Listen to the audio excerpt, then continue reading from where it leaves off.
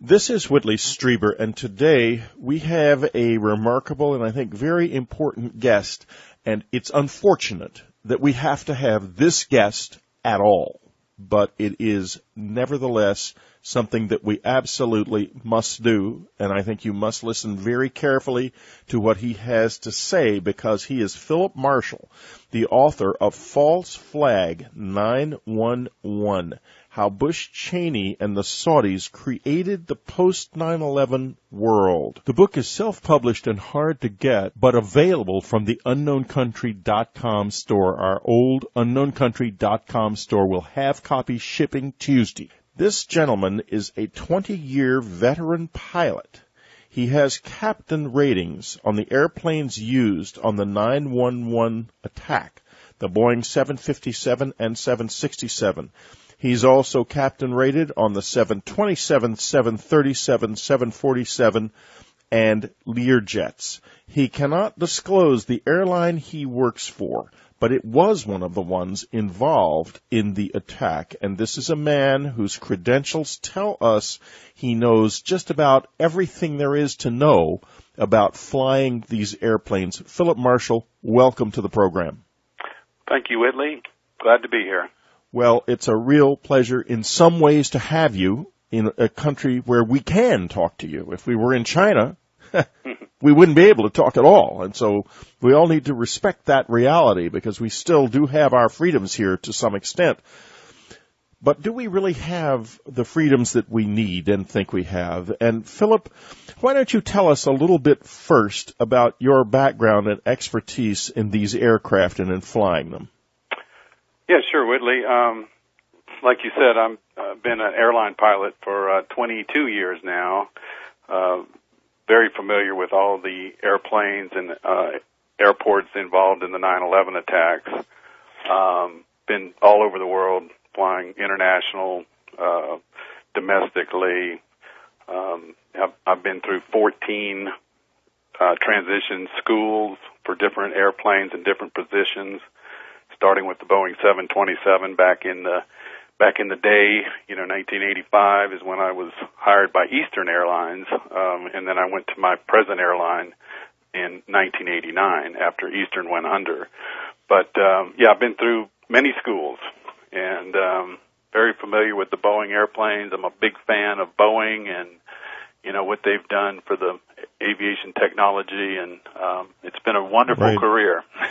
So it's safe to say you could fly any one of these airplanes with your eyes closed, but you wouldn't. Yeah. Okay. All right. Now, there's more to it, though. You're not just a veteran pilot. You've got some very interesting early flying history. Why don't you tell us a little bit about that?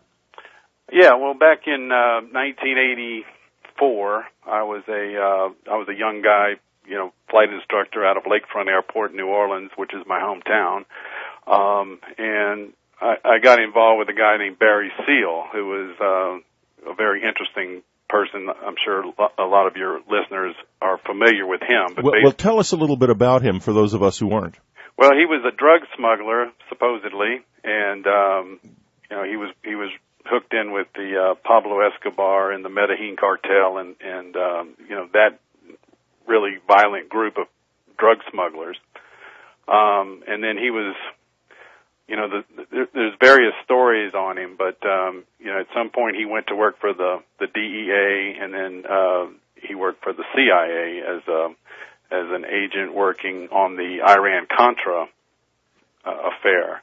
And he basically ran a flight school for Nicaraguan pilots out of Mena, Arkansas, and he also, was transporting drugs and, making very questionable transactions during the time he was working for the CIA, which has been chronicled in a lot of different places.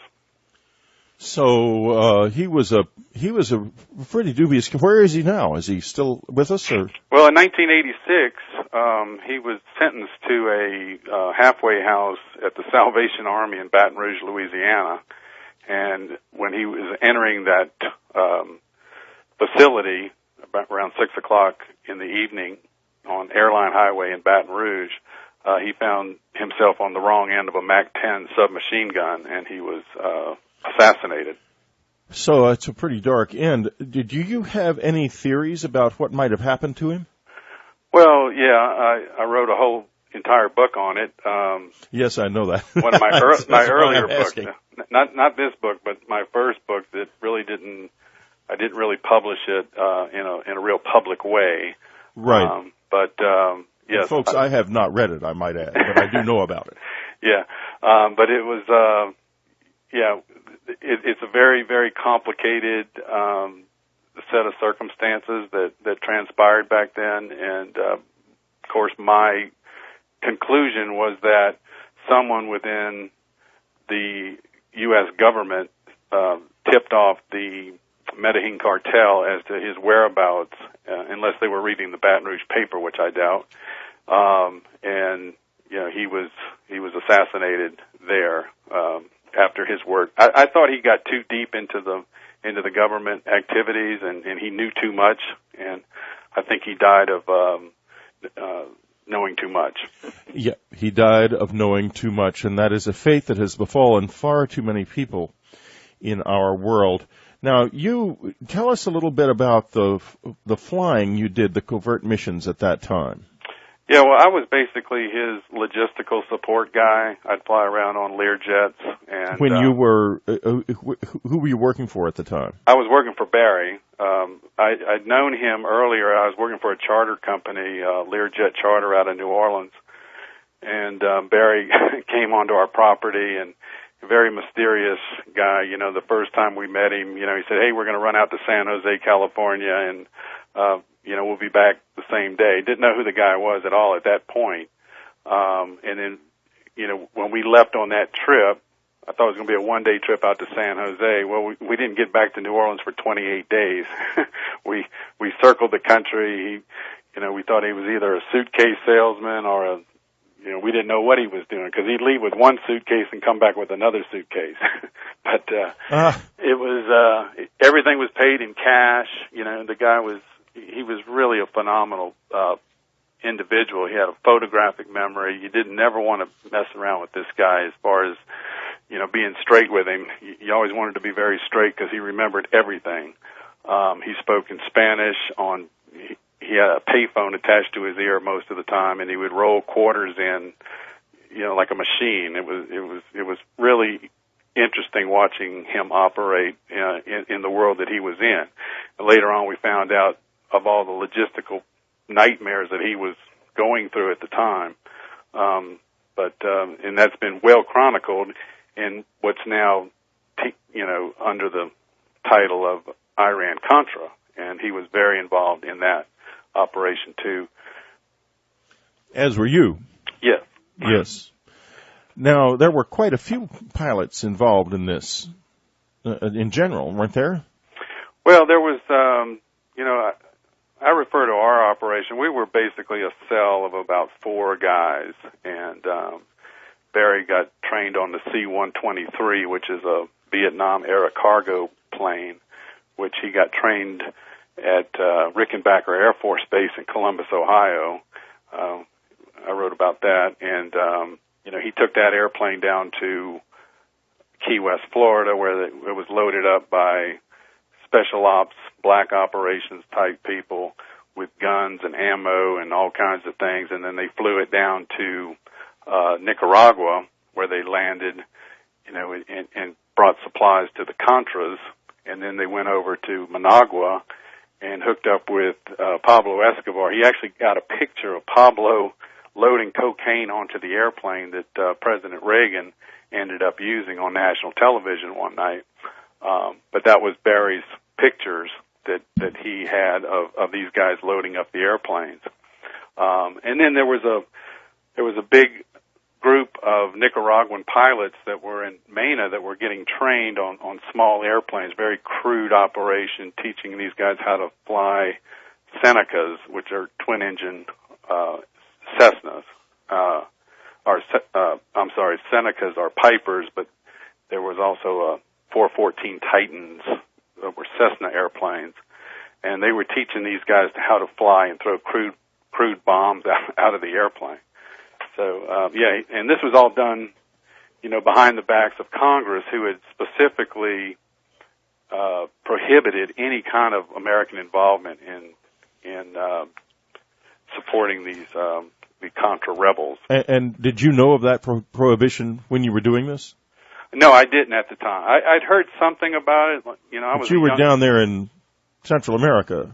No, I didn't. I never went to Central America. The furthest I went on that trip was to Key West. Oh, I see. Where I flew Barry in from Baton Rouge, and he was the C-123 was already down there. They'd already positioned the airplane down there. He went down there and he actually flew the mission, with the three other guys.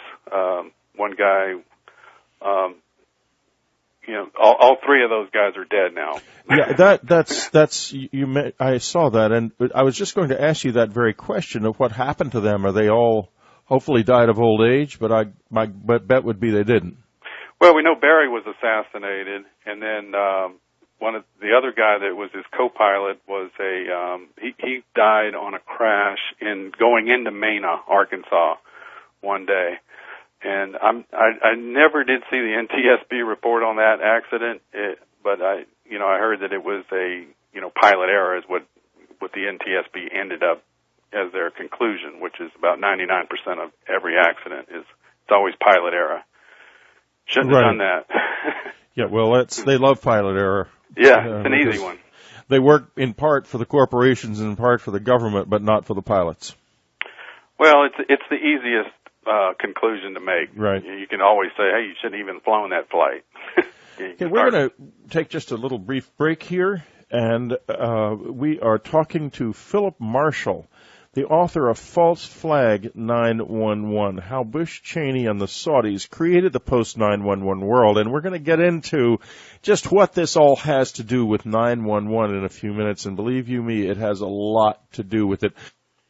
Don't miss his book. About the only place you could get it is from the Don't miss his book. You can get it from the unknowncountry.com store. That's our store, not the Amazon store, but our regular unknowncountry.com store run by Al Harlow. You can get it there, and don't miss it. Do read this. This is an important book, and there's much, much more in the book than in this interview, as there inevitably there has to be. We'll be right back. We're talking today to Phillip Marshall, the author of False Flag 911, How Bush, Cheney, and the Saudis Created the Post-911 World. From a unique perspective, he is a long-time pilot. He has flown covert operations, and he approaches the whole question of what happened back then in an entirely different way from most of the researchers who are looking into what really transpired on 911. And Phillip, let me begin by asking you a little bit about how you think about what happened that day. In other words, you're looking at it from the standpoint of a pilot, and also from the standpoint of someone who knows a lot about logistical planning for covert operations, air operations. Right. Well, the first thing, is anytime there's an accident in the airline industry, pilots get information right off the bat. And, like when Delta crashed back in 1985. I remember it well. Yeah, as an L-1011 DFW, wind shear and DFW, yes. Exactly. So, within a week we had the full report on the preliminary report on that, and, we were, warned, okay, let's make a great effort to stay away from wind shear and thunderstorms and whatnot, especially on the approach and landing. The first thing that I really noticed after 9/11 is this horrific attack happened, and we were basically blacked out of any kind of information. We didn't get any information on this, and you would think that under the circumstances we would have gotten a ton of information on it. But the first thing that I noticed as a pilot was that we got very little information on it. So then, as time went on, I kept expecting that we would get this information, and we never did.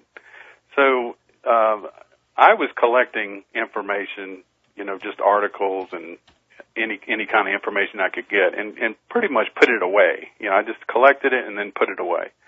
In 2005, I started opening this folder and looking at the information to see, okay, what do we have here? And it just, there were so many questions that were unanswered that made no sense to me as a pilot that in 2006 I began a independent investigation on my own, and started looking into the one thing that really caught my eye was the expert level that these hijackers exhibited on that day. Which is something that a number of other people have been pointing out, but I don't believe we've, and of course there's there's a whole group of pilots talking about this as well. There's a website, et cetera. But tell us a little bit about what you first noticed at this point.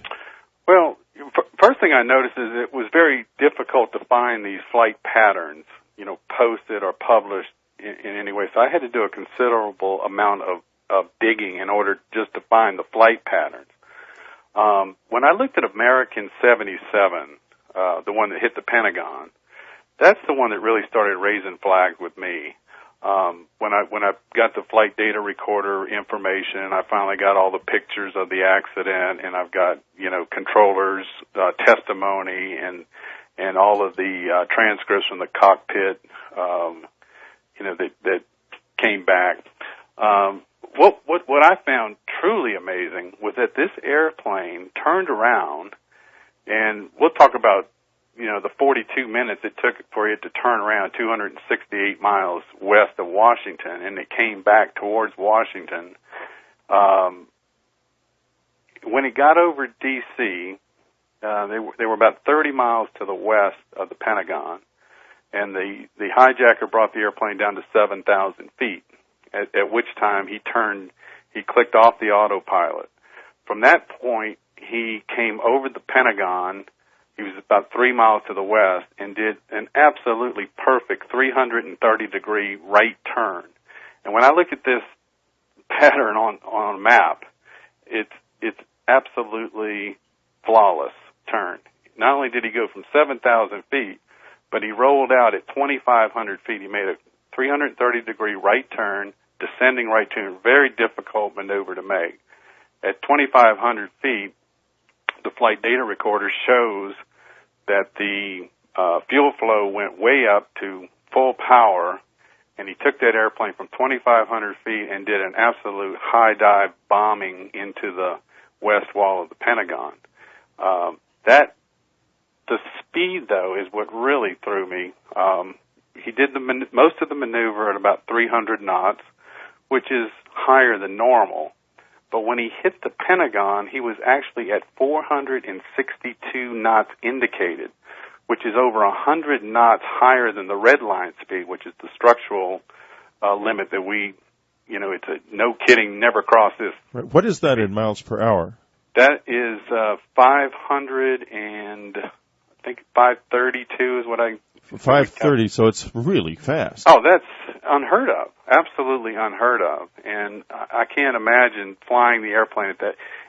And to fly it at that speed and to hit that target the way they did, the way he came down and leveled that airplane off just, 3 feet off the ground and then torpedoed the side of that building. I've flown that airplane, and I've got, 15,000 hours flying heavy airplanes like that. And I would be really challenged. I mean, I would have to practice that many times in order to have that type of proficiency. How high off the ground was he? Well, it looks like he was about 3 to 4 feet off the ground. 3 to 4 feet? Yes. So, and how long was he at that altitude? Well, that's hard to tell, but, from the light poles that he took down and, the path that came in at, he must have been there for, at least a quarter of a mile, I would say. So he got and he never plowed the airplane into the ground, obviously. No, he hit. He was still flying when he hit the building. Now, And what do you think really happened at this point? What do you think really happened on that day at the Pentagon? Well, that's about all that's pretty much where, I left that one. Right. I mean, maybe I'm not making my question clear. This pilot, is there any indication that the man who was said to be flying the airplane would have been capable of doing this? Well, that's what the whole thesis of that's where my investigation started going at that point. Yes, it's possible, and the only way that he could have done that would be to be in an actual Boeing 757 and to practice that maneuver on several occasions, not 2 or 3 times. Any kind of military mission like that, even Air Force missions or, our military, if they were to conduct an attack like that one, they would have to practice that thing, and like I said in the book, at least 24 times. And there's no indication that he could even fly very well. Well, I looked into his records in the flight schools and in the American flight instructors that he used, and my conclusion was that he was a very weak pilot, but I attributed a lot of that to the language barrier between. It's very difficult flying an airplane and learning how to fly one, and I can't imagine trying to go to Spain and try to learn how to fly, with a Spanish-speaking instructor. So the conclusion that I came to in the book was that what he needed was, he had his basic training done, right? He'd actually gotten, a flying certificate from right. the FAA. But what I felt he needed was a Saudi or a Arabic-speaking flight instructor, more specifically a Boeing instructor, and my search started looking for the 3 things that I felt he needed in order to train up to that level, and that would be an actual Boeing 757, which, according to the records, he'd never flown before. That's true. That's true.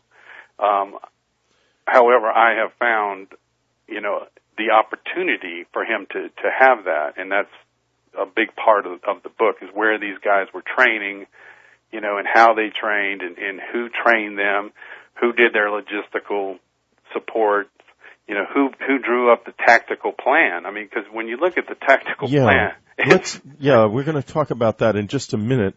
But let's go on a little bit about so you're saying that he might not have been, in fact, the training he may have received might have been very different from the public record. Oh, there's no mention of it, like in the 9/11 Commission report. The closest they came to this, and the way I saw it is that, like I said, they needed a Boeing, they needed a Saudi or a Arabic-speaking instructor, and they needed an airport to operate out of.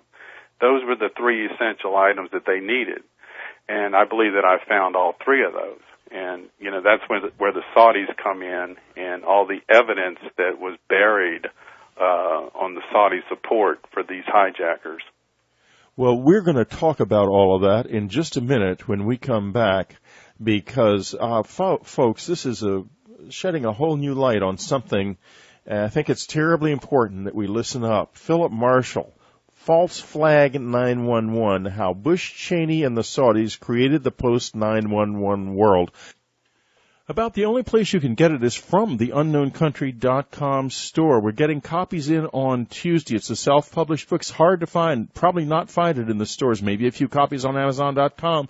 But I think old Al Harlow's got it for a little bit better price, especially if you're a subscriber. Then you get an additional 10% off. We'll be right back. I'm talking to Phillip Marshall, author of False Flag 911, How Bush, Cheney, and the Saudis Created the Post-911 World, available from the unknowncountry.com store, our original store, copy shipped Tuesday. Before we left the air, we were talking about the issue of exactly how these pilots were trained and what has been slipped out of the record, out of the public record about that. So, Phillip, if we could just go on with your findings, let's talk a little bit more. Yeah, sure. So, my whole investigation started turning towards the training of these pilots, and obviously they had the basic training done. This really kind of follows the normal pattern of any kind of a tactical attack. Is you get the basic training, you get these guys in single-engine airplanes, but in no way does a single-engine airplane prepare you to fly a 767. I mean, the 767 cockpit is huge, and it's built for two professional pilots. So it was really a spectacular feat for one guy to fly this airplane in the manner that he did. So obviously he was trained. And in order for him to be trained at this level, he would have to have been in an actual airplane. He would have had to started it where each of these attacks started, which was at high altitude, which is an entirely different world than the low altitude world. And so someone taught them how to disconnect the autopilot, how to reconnect it, how to program what needs to be programmed into the descent. None of which he could have learned in the flight instruction we were told he was given? Right, exactly. None of it, folks. There's no way. And so could he have learned it on a simulator at the flight school, perhaps? I mean, you could go through some of it, just the touchy-feely stuff, the hand-eye coordination and where the knobs were and all that. You could practice that. But as far as the hand-flown stuff you're talking an airplane that, the 67 weighs 260,000 pounds. There's a lot of momentum, and, flying a big airplane is an entirely different experience than flying a smaller airplane. I remember the first time I flew a 727, even after 10,000 hours of flight instruction and flying, everything from turboprops to Learjets to, single engine. I was all over the place with that. It was the most intimidating feeling I've ever felt, holding this big jet. It flies completely different. So if a guy jumped out of a single engine airplane into the left seat of a 757 and tried to do that, there's no possible way that he could have accomplished what he did. So here we are. We have these pilots who are inexplicably expert, but it's not inexplicable. They were experts for a reason, weren't they? Yes, and so I started logically looking for Arab operators of Boeing aircraft. Someone who had access to these big airplanes, who had access to flight instructors who had a lot of experience on these airplanes. And I started looking at, different operators in the Middle East. Okay, and one of the first companies that popped up on my screen was a company called Dala Avco, and they were a Saudi Arabian-based company who had a big fleet of Boeing airplanes. And not only did they have the fleet of airplanes, but they had simulators and they had access to all the training materials needed in order to, pull a mission. Now, these guys didn't have to learn how to take off and, make perfect landings, and there was a lot of stuff that they didn't have to learn. All they needed to learn was how to take the airplanes from altitude, do a dive bomb into, their targets, which is, which could be done, but it needed an airplane. So at any rate, as I looked at Dala Avco, I traced them to San Diego. And when I started looking into their operation, I started coming across these FBI reports of this big Saudi contingent that was based in San Diego beginning in the beginning of the year 2000. And when I started looking into it, I realized that I'd come in from a different avenue, but the FBI had already investigated these very people. And then I started looking at the reports there was a congressional Senate Congressional Joint Investigation. Senator Bob Graham, he's a pretty moderate politician from Florida. Right. He had already come to the conclusion that the Saudis were completely involved in this. They knew that these hijackers were in country. They were being supported by Saudi, the Saudi consulate, and this one guy that I think everyone really... What is the Saudi consulate? Well, I mean, it's the Saudi, official Saudi government offices in Los Angeles, and just to the south of that, to San Diego, is where these guys started congregating. And as members of Dala Avco, and also this one guy named Omar al-Bayoumi is a very interesting character that Graham thought was a Saudi spy. And then we started looking at the money coming in. This Prince Bandar bin Sultan is, I focused a lot on him in this book, not only here but in his past dealings, and learned that not he, but his wife was sending direct checks right to the hijackers. Right to the hijackers. And right. Tell us a little bit about him. Bandar? Yeah, please do. Yeah, well, he was, I write extensively about him in the book, but, he's somebody that we should all know exists. He's the Saudi ambassador to the United States for many years. He's a very close personal friend of the Bush family. They actually call him Bandar Bush. He goes to their home in Kennebunkport, and he's hung out with these guys for a long time. He goes way back into the 80s, the early 80s with George 41, and he was involved in actually funding the Contras, and I wrote a lot about that in the book also. But he's been a clandestine operator, and he has a huge ego. He calls himself a family man and a playboy, which I find extraordinary. And but he has been in a lot of these undercover clandestine operations, hand in hand with the Bush administration. In the book, I chronicle, almost. I mean, we're talking $70-80 billion that are missing when he gets into the fray in certain arms. He's the world's largest arms dealer. He's a Saudi Arabian that flies around on his personal Airbus A340, a four-engine jet that flies anywhere to anywhere, basically. And he's quite an individual that we should all know about. And incidentally, on September the 13th, he was reported sitting on the Truman balcony at the White House smoking cigars with our Commander-in-Chief, George W. Bush. Yes, and we were going to get to that. Okay, so this is a very powerful man, and his wife was directly supporting the hijackers. Yeah, well, yeah, right. I mean, can you imagine? And right after 9/11, he was sitting on the balcony of the White House with President Bush smoking cigars. This is all documented. How is the support documented? The support? Yeah, for the hijackers through his wife. Oh, well, there were cashier's checks directly out of her account, and then there was a couple of other avenues too that have been documented through the Riggs Bank in Washington D.C. That also found their way. And we can also look at the records of this al-Bayoumi, the Saudi spy that was, in country, and we can see that his pay spiked when these hijackers came into town, and his telephone activity spiked when these guys came into town.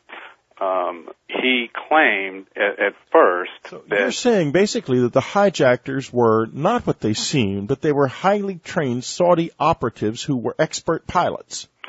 Well, they weren't expert pilots when they began. No, they had become expert pilots with the training. Well, I wouldn't classify them as expert pilots. They were experts in the mission that they flew. Well, yes. Expert enough to accomplish this mission. Yes. And they became that in a way that has been concealed from the American people. Yes. And the world. Absolutely. What about the Saudis? And we're going to get back to this in just a minute. Actually, we're coming up on another break. But I want to ask the question about the Saudis who were okay. We're here. We're hitting the break. So it's an interesting question, folks. We'll be right back.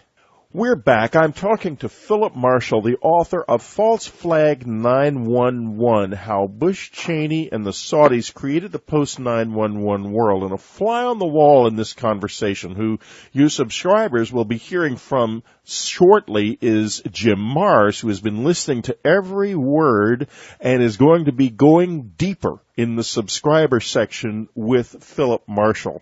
Probably the leading expert on this kind of government activity or associated activity and these problems is Jim Mars.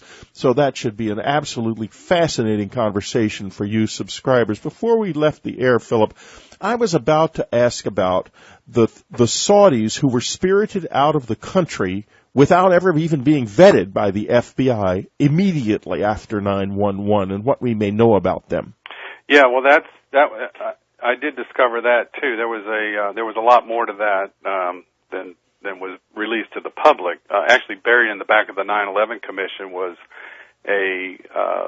three specific planes that I was interested in because my investigation brought me out to the West Coast. The 9/11 Commission had many documentations of the hijacker pilots making unexplained trips to Las Vegas. And, I started wondering, well, that kind of makes sense because out west is when I'm looking for an airport for where they could train at, it makes sense for them to be, out in the Mojave or in the Sonoran deserts where they could actually take a 757, bring it to altitude and do all their low-level training and whatnot. But so there was something going on in Las Vegas and brought me there, which made sense because that's where airplanes that are on lease, in between leases, they store a lot of perfectly airworthy airliners out in the desert. And there are quite a few airports where these airplanes are parked. So it makes sense to me that the Saudis that were training these guys were based in Las Vegas. And there was a lot of documentation of these guys in San Diego driving to Las Vegas and then down to Tucson, Arizona, in this little triangle out there. So I believe that within this Saudi contingent that left, on these chartered, there was three specific chartered airliners that left Las Vegas for Europe. They left at midnight, and we didn't get the passenger names, but we got the counts of how many Saudis were on. We basically counted about 100 people that were camped in the desert in Las Vegas during 9/11 and in the spring and summer leading up to it. One real interesting guy was that this Prince Turki Al Fazl, who had been the longtime Saudi intelligence chief for I think 25 years, was part of that contingency. Now, he is a guy that would have complete access to what we're talking about. We're talking about Saudi, Arab-speaking Boeing flight instructors. And I believe that within the 100 people that were never interviewed by any of our government, that within that number was probably all the training people that these guys needed in order to pull off their stunt on 9/11. So, in other words, this was a big-time Saudi operation. Yeah, and when I started looking into the and that's why they were immediately spirited out of the country, because they were all involved in it. Well, that's the way it looks to me. This isn't my evidence, by the way. This is FBI evidence from San Diego. There was right, which you can find, folks, in the book. Yes. It's not. He's not. In other words, he's not drawing these conclusions. He's simply reading reports and assembling them. This isn't something that he's surmising at all. Right. This is, Michael Jacobson is a former FBI lawyer and a counterterrorism analyst. He's got a reputation as a dogged investigator. He's a really top-notch guy. And Eleanor Hill, who was she's a veteran congressional investigator for both the Republicans and the Democrats. And during this special Senate congressional investigation of the intelligence failures before 9/11, this was formed in January of 2002, and the head of the committee was Senator Bob Graham, very cautious political moderate. Right. Yes. And they did a complete report on this, and they came up and with the conclusion that the Saudi officials provided both financial and logistical support to the hijackers, and knew that the terrorists were entering the United States in preparation for an attack, and the Saudi officials had directed spies to assist them. And Bob Graham believed that these facts were indisputable. Very soon after, the White House and Dick Cheney made some very threatening phone calls to him. They threatened him with jail. They threatened him with all kinds of problems. And he quietly backed out of this after all this pressure. But he's a man who, to this day, now that he's in the private sector again, he must know. He must know something. Of course, yes. So, my next question to you, and folks, by the way, there are a lot of you who are wondering about that Pentagon plane. I know that, and we're going to get to that. But whether or not what he thinks about what happened to the plane. In fact, let's do that now, because we've heard on this radio program and a lot of times that it couldn't have been an airplane. It had to have been a missile that hit the Pentagon. Could you tell us what your opinion is about what happened to the debris and what happened to that airplane? Now that you've said that it was flying that fast, though, it changes my opinion a little bit, because there were no engine, there were no parts left. There was nothing left on the ground. There was almost no debris outside of the Pentagon. Yeah, well, I looked into that, and I hear what people have said about that. Now, here's my take on it.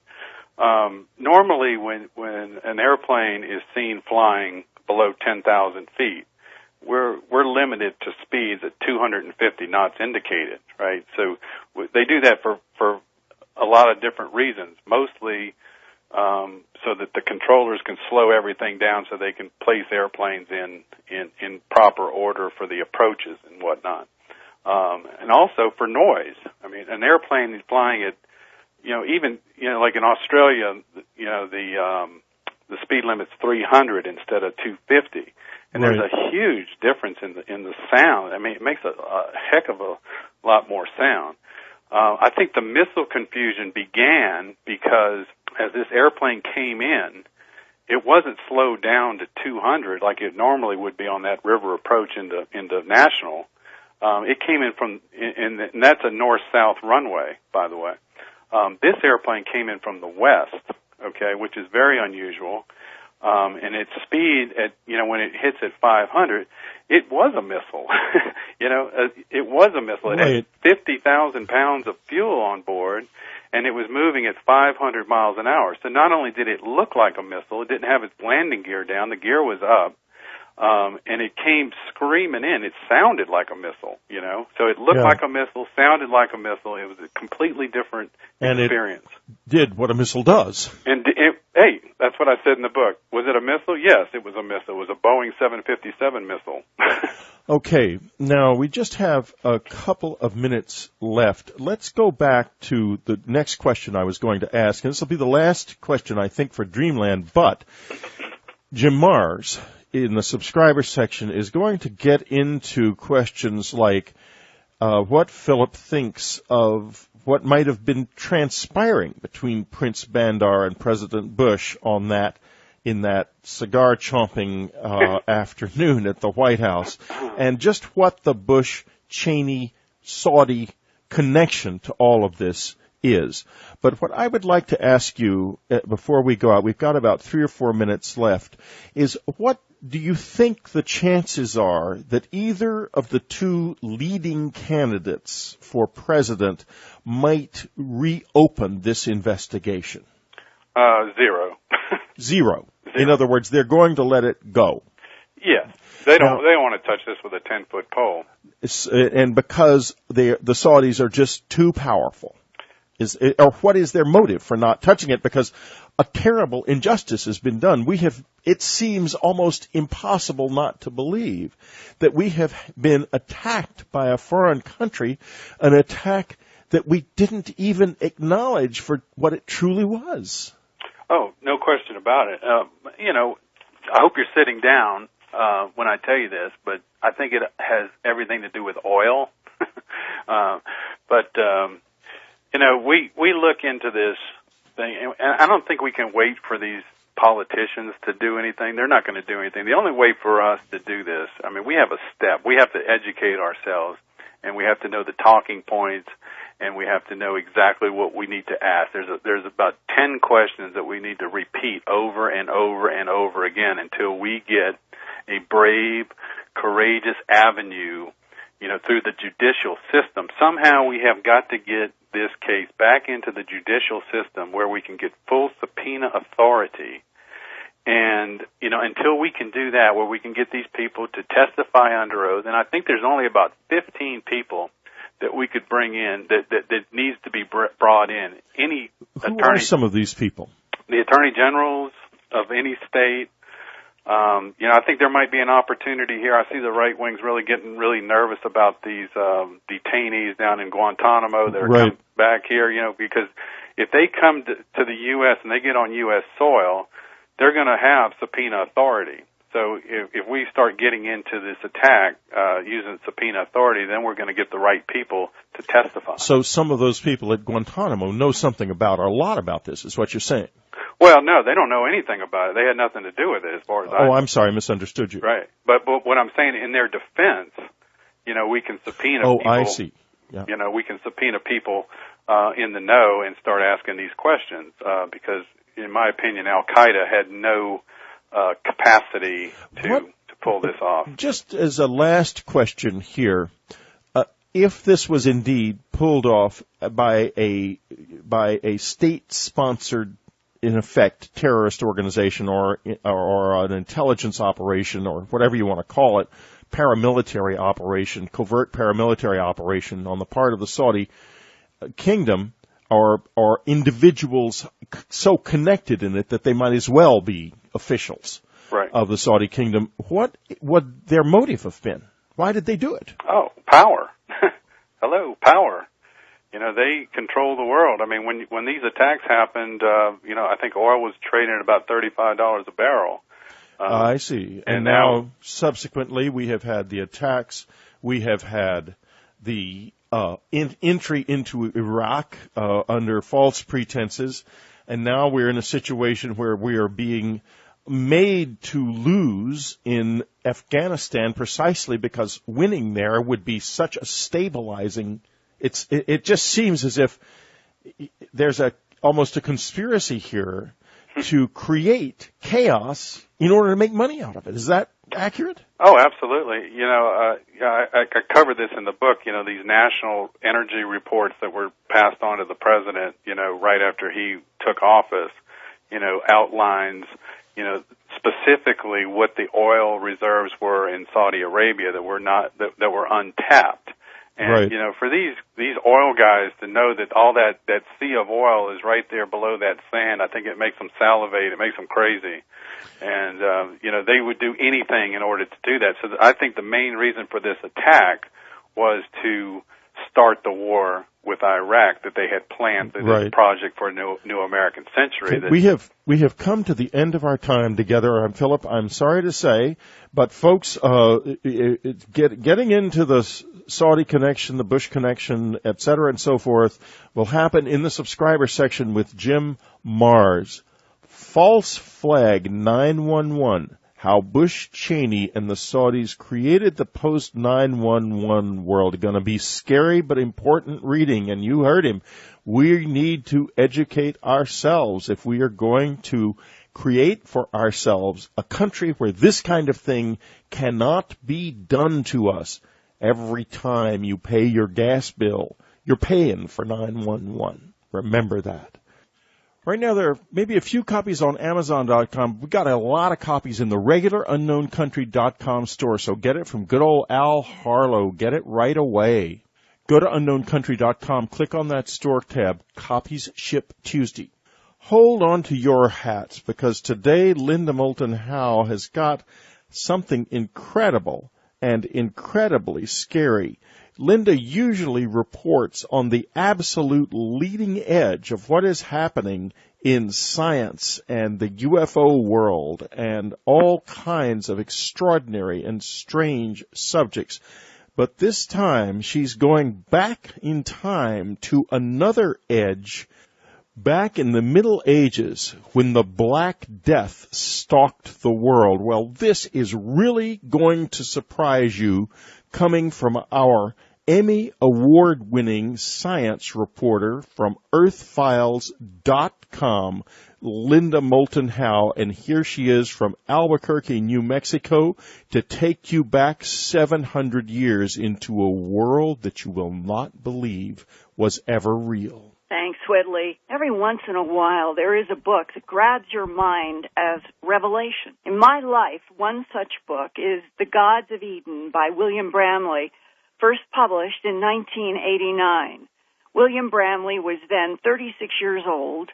He was an older student in law school at Santa Clara University in California. Between high school graduation and law school, he had gotten a Bachelor of Arts degree in sociology because he was always fascinated by the political and war dynamics of human society. But he needed to earn a practical living for his family, and he worked in hotel management for 15 years.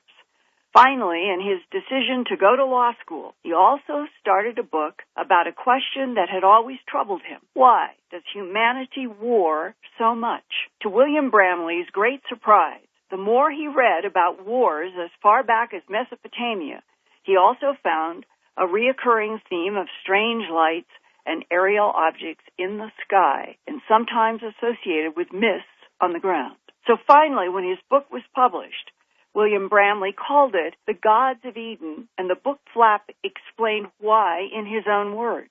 Quote, UFOs have been lurking in the shadows of history for centuries. Surprisingly, they might be a key to unraveling the human puzzle, unquote. One of his chapters has long haunted me. It's entitled The Black Death. This week, I talked with William Bramley to ask him about his research into the plague that killed nearly half of Europe in the mid-1300s and the link he found to the UFO phenomenon. Yeah, that chapter to me is really the core of the book. To me, the whole book revolves around that chapter. Initially, when I started The Gods of Eden, I just thought it was an economic motive for the people who sort of get people to participate in the war. You'll have an armaments manufacturer, or you'll have a political leader, somebody who has an obvious motive for going to war. But then I started getting into the religious beliefs that trigger war. You can get people to go to war over religious beliefs, and that's really obvious today in the people who will be suicide bombers, the Islamic suicide bombers and all of that. A certain type of religious belief seems to especially trigger that, and that's these apocalyptic beliefs in the end of the world and a Messiah. And that seems to, for a lot of people, enough to get them to participate in warfare, thinking that they are part of this grand apocalyptic scenario. So then I looked at, okay, well, where did all of these apocalyptic beliefs come from? And then you trace the origin of the Christian apocalyptic belief, the Jewish beliefs, even maybe the Islamic beliefs. And they all trace down to these angels and these entities that come from the sky and instill these beliefs in certain prophets, and then these prophets go out and get everybody very excited about them. So that's when I finally hit Sitchin and some of these books about the ancient astronauts, that these could be UFOs. At that point, I thought, this is getting pretty wild. Whoever these UFOs are, they are here deliberately instilling religious beliefs that easily trigger people into going to war with each other. And I was really on the fence about that because I started reading more of the UFO literature. A very common idea is that the UFOs are more benign. they're here to help us, but the reason they stay in the background is because we're so warlike, they don't want to risk being attacked. There's a reason for them staying in the background, which is more benign. I couldn't really decide which way is it. And then I thought, okay, what I'll do is I'll start exploring these apocalyptic eras in human history when you have a lot of disease and these strange religious movements arise or a lot of warfare, and see, are there UFO reports from those eras? And one of the biggest apocalyptic eras was the Black Death. It started in the 14th century, where at least half of Europe's population was wiped out during a relatively short period. Let me just clarify for listeners that the Black Death, also known as bubonic plague and pneumonic plague, was 1347 to 1350, 4 years when all of this death occurred. Yeah, it was just an incredible apocalyptic era. So I thought, okay, well, what I'll do is I'll just go see, were there any reports of unusual aerial activity during that time? I'll never forget it. I went to the UCLA Research Library, and they had like 2 or 3 books on it. The second book I looked at, I just was stunned because this author had just gone back and collected the stories that people were reporting of unusual phenomena connected to the Black Death. And this is Johannes Knoll, and the book has a copyright date of 1926. It's entitled The Black Death, A Chronicle of the Plague. Correct. I was flabbergasted. What people were reporting, well, they called them comets, but they were clearly not comets from the actual descriptions. These were bright flying objects, and they were said to be spraying gas. And this was a very common thing that happened from town to town, from region to region, where you have these gases being spread, and the people at that time said, well, these are the gases, well, they called them mists, actually, and that these mists were the cause of the Black Death.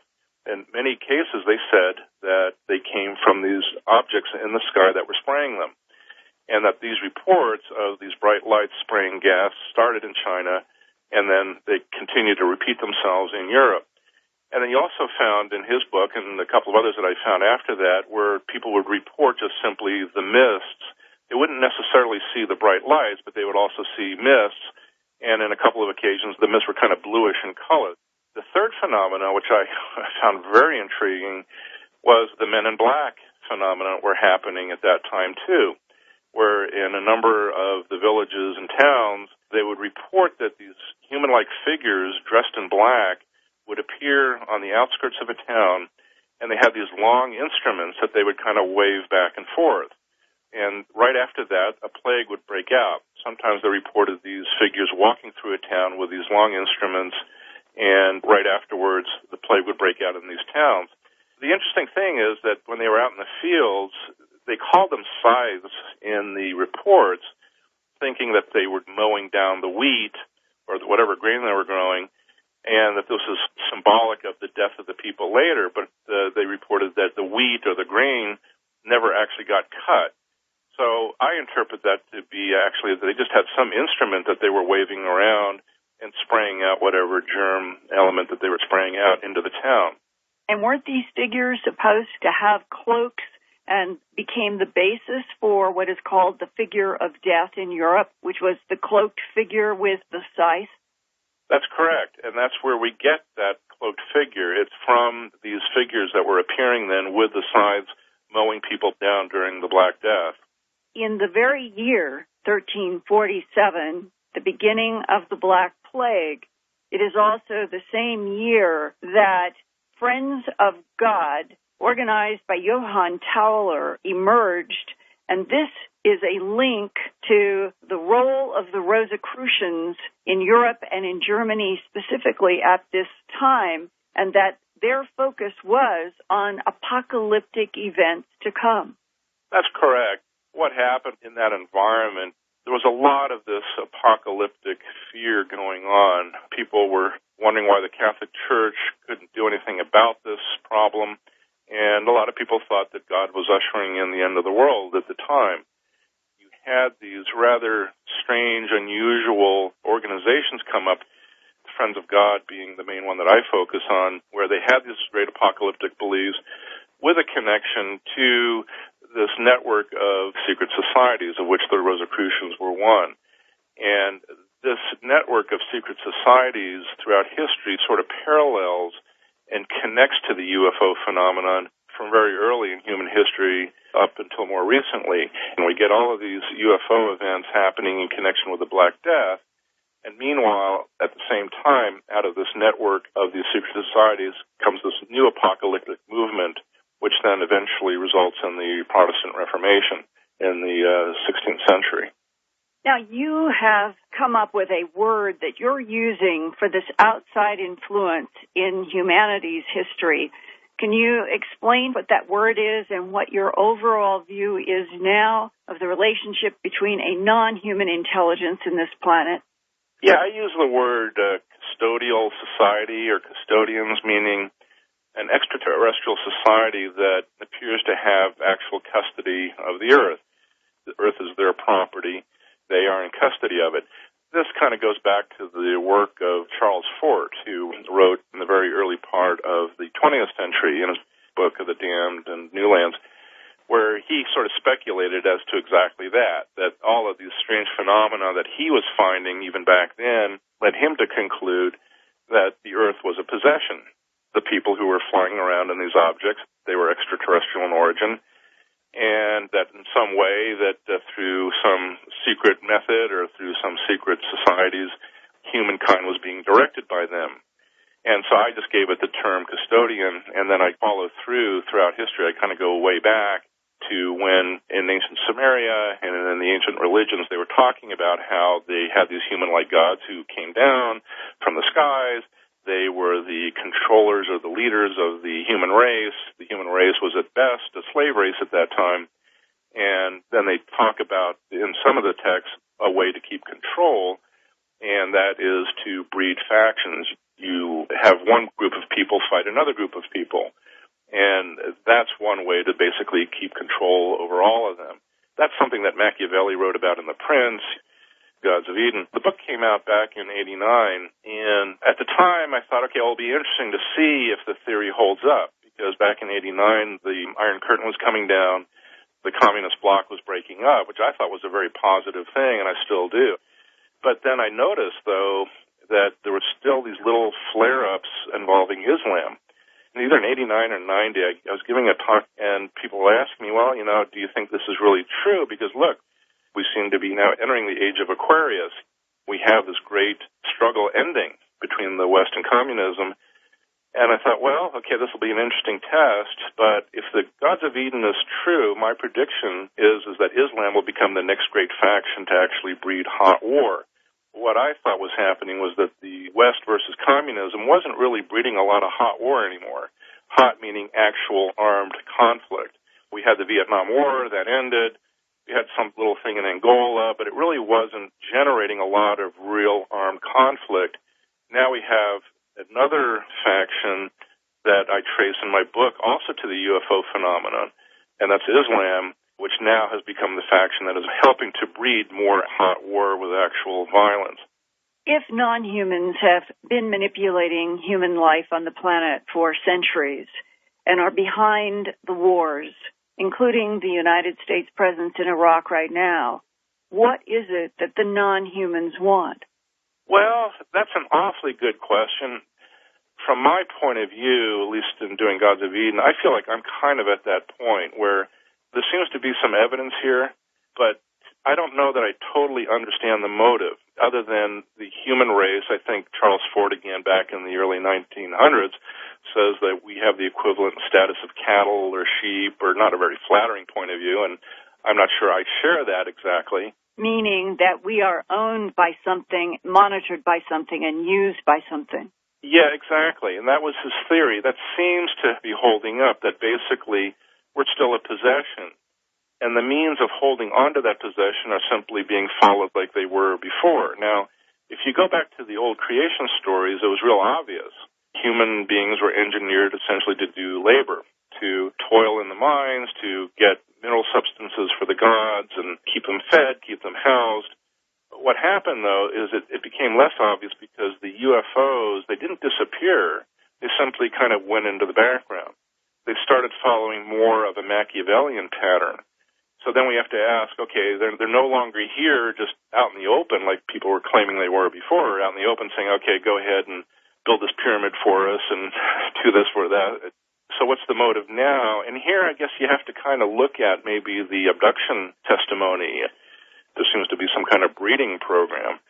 There still seems to be activity related to genetics, and what that might be, gosh, I don't know. War is an event that causes a lot of death. Is it possible that death itself is one of the goals by non-humans? I feel there's good evidence for it. The soul or the spirit is separable from the body. I mean, that's an idea that goes way back. Christians express it. Pretty much most religions express it. They just have a different idea of what happens to the soul after death. So I think that concept in itself is valid. I think the near-death research that people have done confirms that or provides evidence for it. I know there's a lot of dispute about this, by the way. You know, there's people who don't think that's what it is, but I do.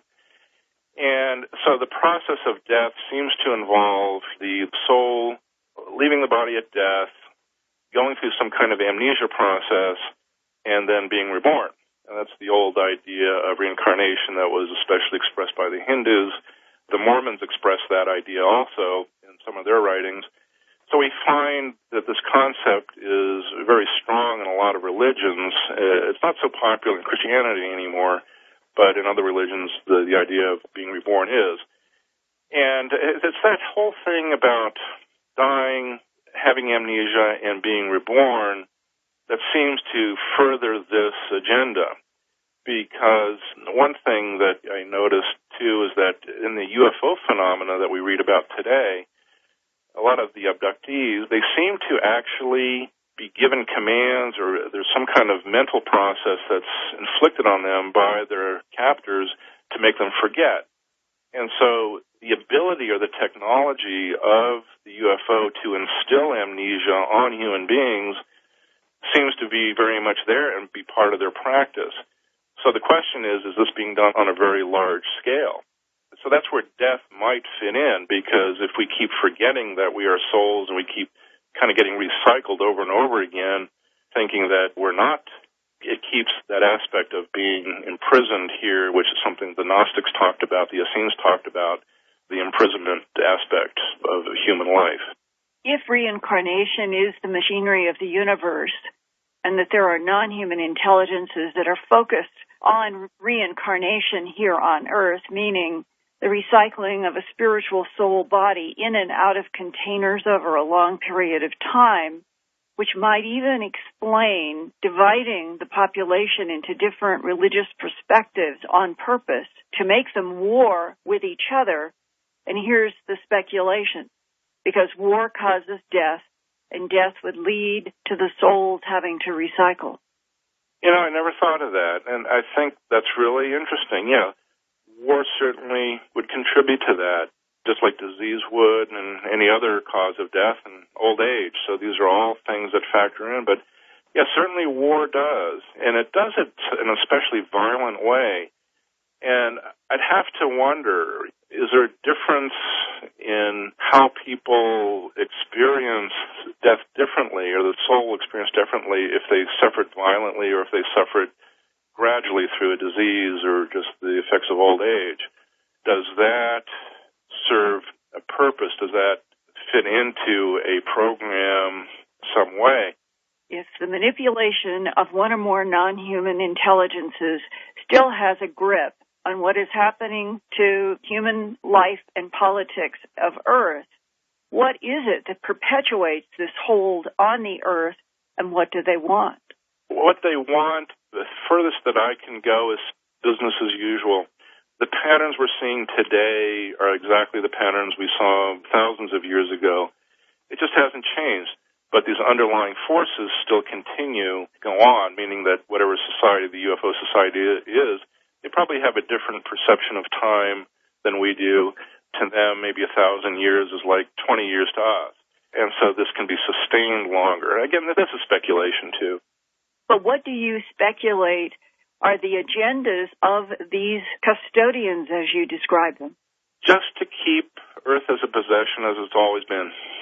And whatever, to quote Charles Fort, whatever our quote-unquote mysterious usefulness might be, we still have that usefulness. We still have that same usefulness we had 2,000, 3,000, 4,000 years ago.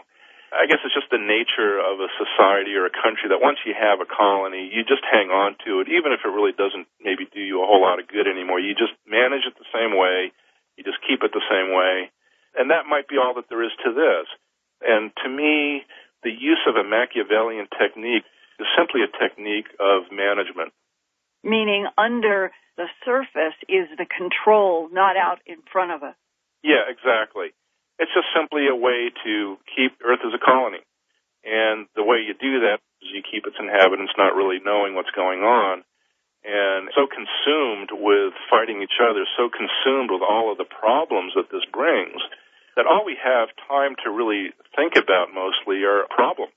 We're worried about our paychecks. Now we're worried about what Russia's going to do in Georgia. We're worried about if Iran is going to be bombed by the United States or Israel. And so seeing the outside never can happen. Our usefulness has changed, but we're still useful, but in a different way.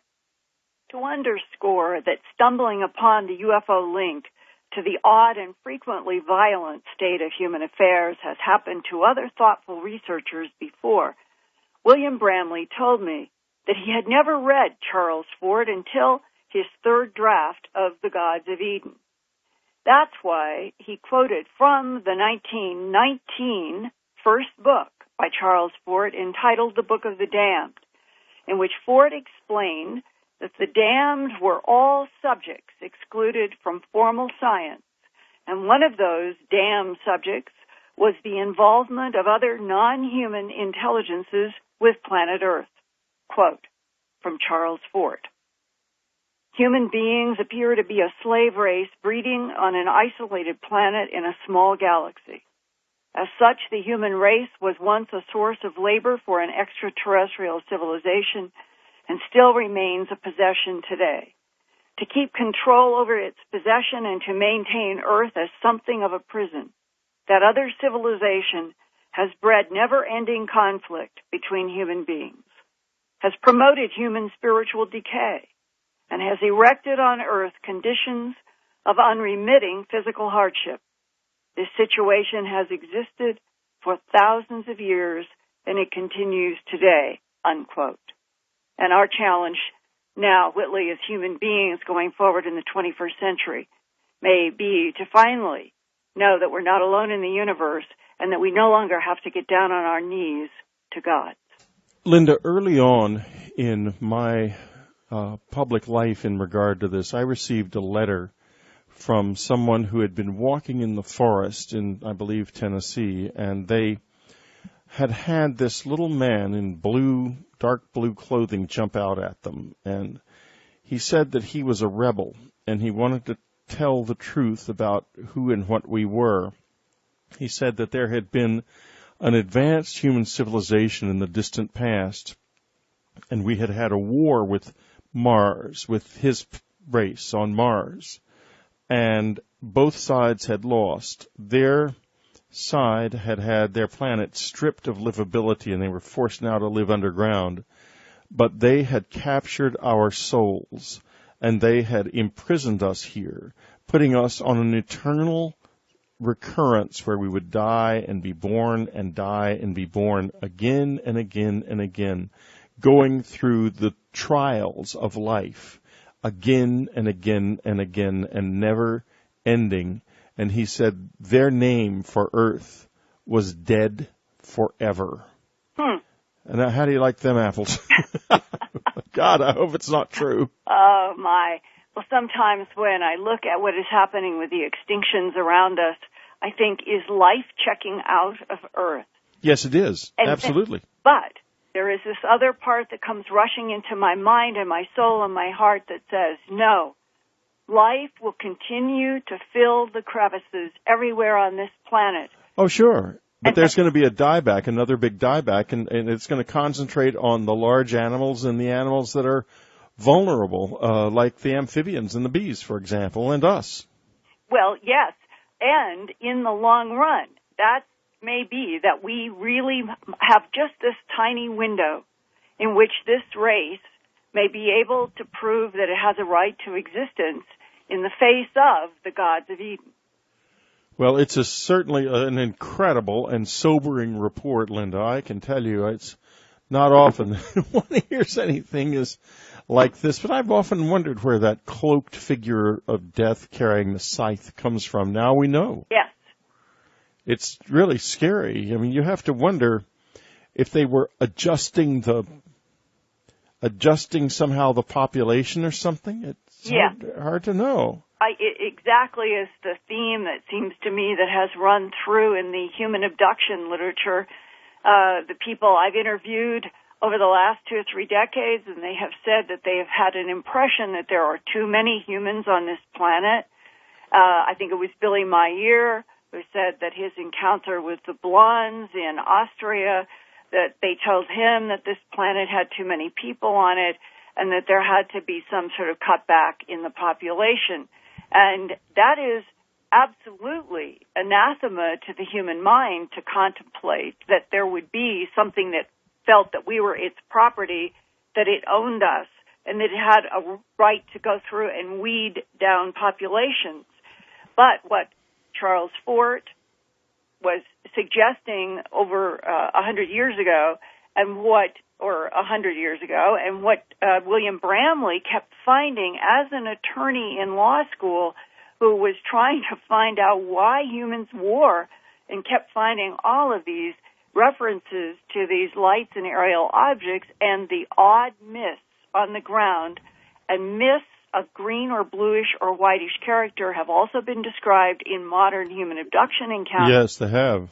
Mists are very common. This is, to me, when you put it all together, and if you accept, at least even for consideration, the hypothesis that this is a planet that has been under some other intelligence's control, harvest, and monitoring for perhaps 250 million years, as one man in the government told me, then our waking up to it in the 20th and in the 21st century with more modern technology is only round, 1001? Yeah, and it's not going to last because we won't wake up to it. If we wake up to it, we're going to be put back to sleep again very quickly, which is what I think is likely to happen.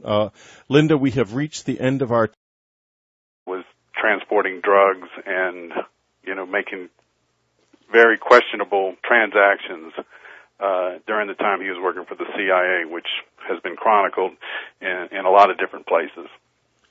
So he was a pretty dubious. Where is he now? Is he still with us? Or? Well, in 1986, he was sentenced to a halfway house at the Salvation Army in Baton Rouge, Louisiana. And when he was entering that facility about around 6 o'clock in the evening on Airline Highway in Baton Rouge, he found himself on the wrong end of a MAC-10 submachine gun, and he was assassinated. So it's a pretty dark end. Did you have any theories about what might have happened to him? Well, yeah, I wrote a whole entire book on it. Yes, I know that. One of my my earlier books, not this book, but my first book that I didn't really publish it in a real public way. Right. Yes, folks, I have not read it, I might add, but I do know about it. Yeah, but it was it's a very, very complicated set of circumstances that transpired back then, and of course my conclusion was that someone within the U.S. government tipped off the Medellin cartel as to his whereabouts, unless they were reading the Baton Rouge paper, which I doubt. And he was assassinated there after his work. I thought he got too deep into the government activities, and he knew too much, and I think he died of knowing too much. Yeah, he died of knowing too much, and that is a fate that has befallen far too many people in our world. Now, you tell us a little bit about the flying you did, the covert missions at that time. Yeah, well, I was basically his logistical Rickenbacker Air Force Base in Columbus, Ohio. I wrote about that. And, he took that airplane down to Key West, Florida, where it was loaded up by special ops, black operations type people with guns and ammo and all kinds of things. And then they flew it down to Nicaragua, where they landed, and brought supplies to the Contras. And then they went over to Managua and hooked up with Pablo Escobar. He actually got a picture of Pablo loading cocaine onto the airplane that President Reagan ended up using on national television one night. But that was Barry's pictures that he had of these guys loading up the airplanes. And then there was a big group of Nicaraguan pilots that were in Mena that were getting trained on small airplanes, very crude operation, teaching these guys how to fly Senecas, which are twin-engine Cessnas. Senecas are Pipers, but there was also 414 Titans that were Cessna airplanes, and they were teaching these guys how to fly and throw crude bombs out of the airplane. So, and this was all done, behind the backs of Congress, who had specifically prohibited any kind of American involvement in supporting these the Contra rebels. And did you know of that prohibition when you were doing this? No, I didn't at the time. I'd heard something about it. But you were down there in Central America. No, I didn't. I never went to Central America. The furthest I went on that trip was to Key West. Oh, I see. Where I flew Barry in from Baton Rouge, and he was the C-123 was already down there. They'd already positioned the airplane down there. He went down there and he actually flew the mission, with the three other guys.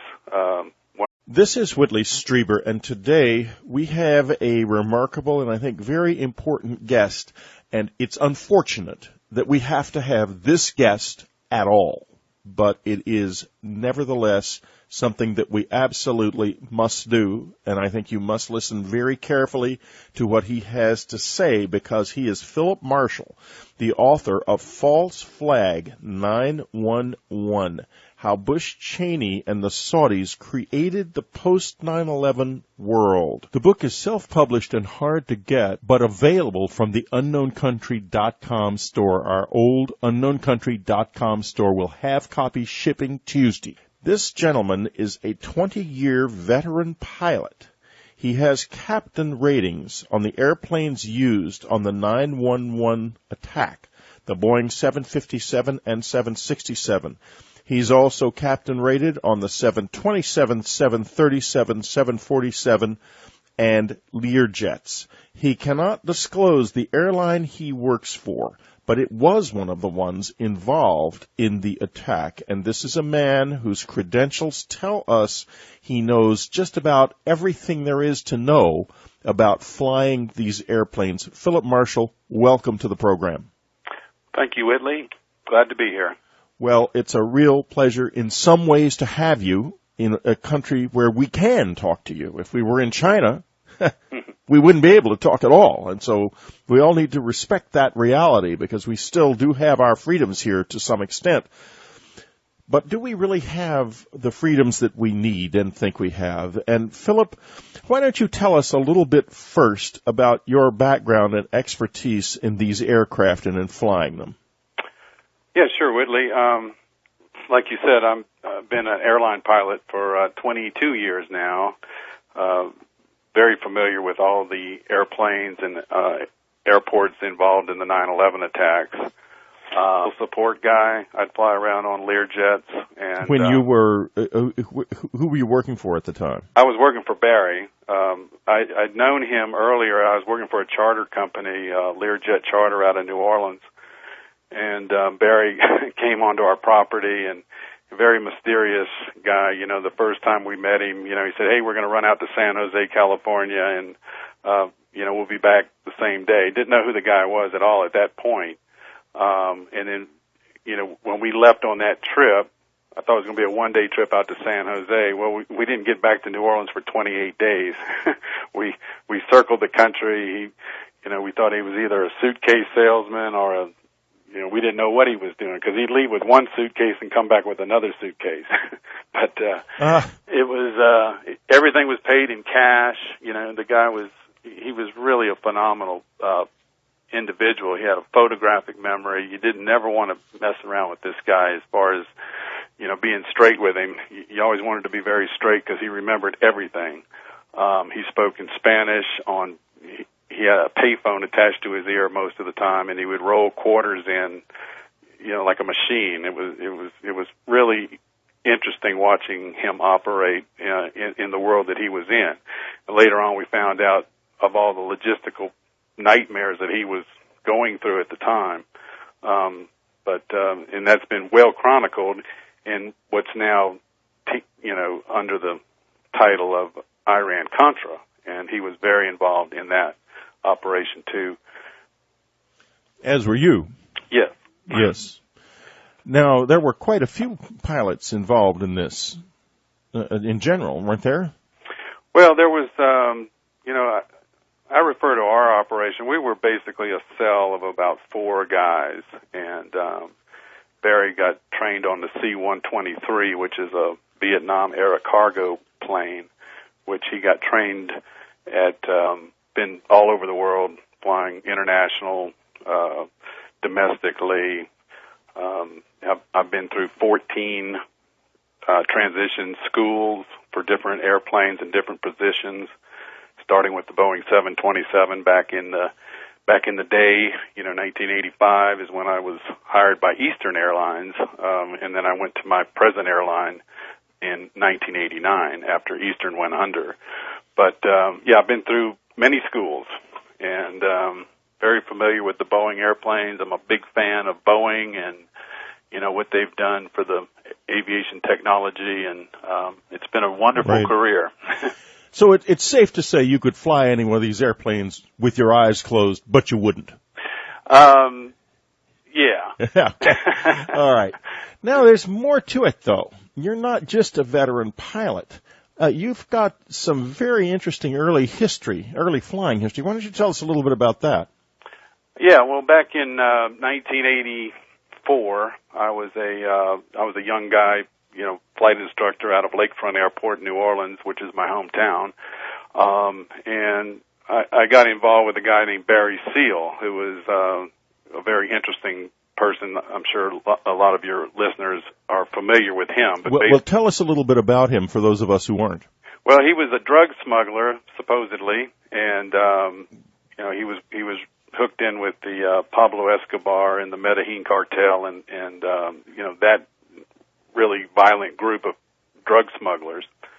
And then he was, there's various stories on him, but at some point he went to work for the DEA, and then he worked for the CIA as an agent working on the Iran-Contra affair.